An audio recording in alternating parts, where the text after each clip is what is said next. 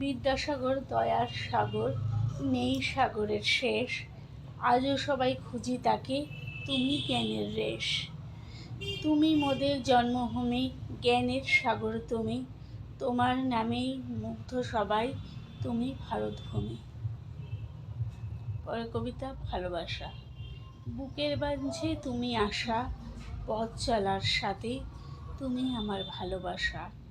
দিনের মাঝে সূর্য তুমি, রাতের মাঝে চাঁদ, তুমি যদি ধরো আমার এই দুটি হাত। পরের কবিতা হারানো।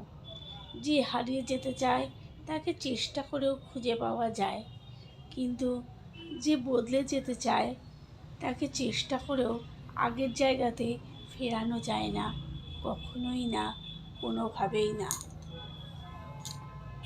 পরের কবিতা মন।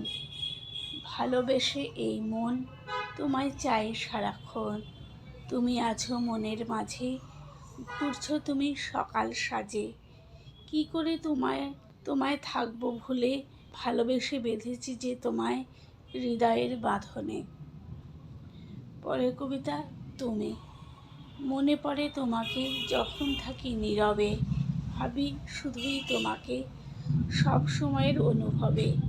স্বপ্নে দেখি তোমাকে চোখের প্রতিপলকে, আপন ভাবি তোমাকে আমার নিঃশ্বাসে ও বিশ্বাসে।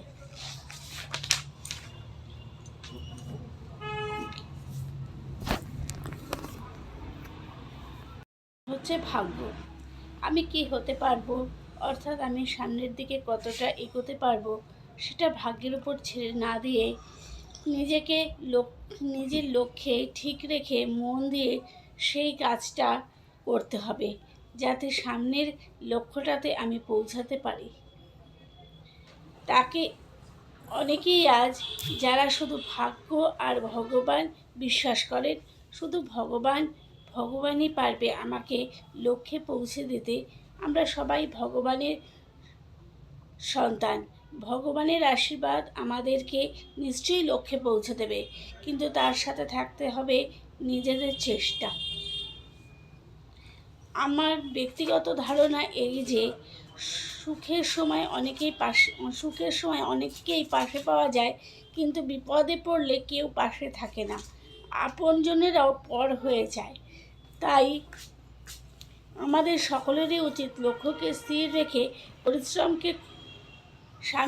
পরিশ্রম করে সামনের দিকে এগিয়ে যাওয়া, কোনোভাবেই পরবিকাতর না হওয়া।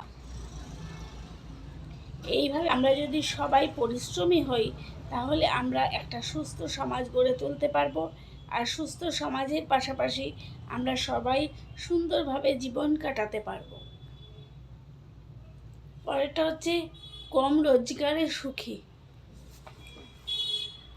আমরা সবাই শুধু টাকার পিছনে ছুটছি, টাকা রোজগার করাই আমাদের সকলের একমাত্র লক্ষ্য। টাকা রোজগার করতে গিয়ে আমরা অনেক সময় নানা রকম ভুল কাজ করে ফেলি। এবার আসছি, আমরা এত টাকার পিছনে ছুটছি কেন? তার কারণ হলো আমরা সবাই একজন অপরজনকে ছাপিয়ে যেতে চাই। যেমন কেউ যদি গাড়ি কেনেন, বাড়ি করেন বা গহনা গড়ান, তাহলে আমরা ভাবি আমাকেও করতে হবে, আমরা আমাদের সামর্থ্যটা ভুলে যাই। এটা একটা উদাহরণ দিলাম মাত্র, কিন্তু আমরা যদি সেই অপচয়টুকু বন্ধ করে ভবিষ্যতের জন্য সঞ্চয় করে রাখি, তাহলে আমরা হব বুদ্ধিমান।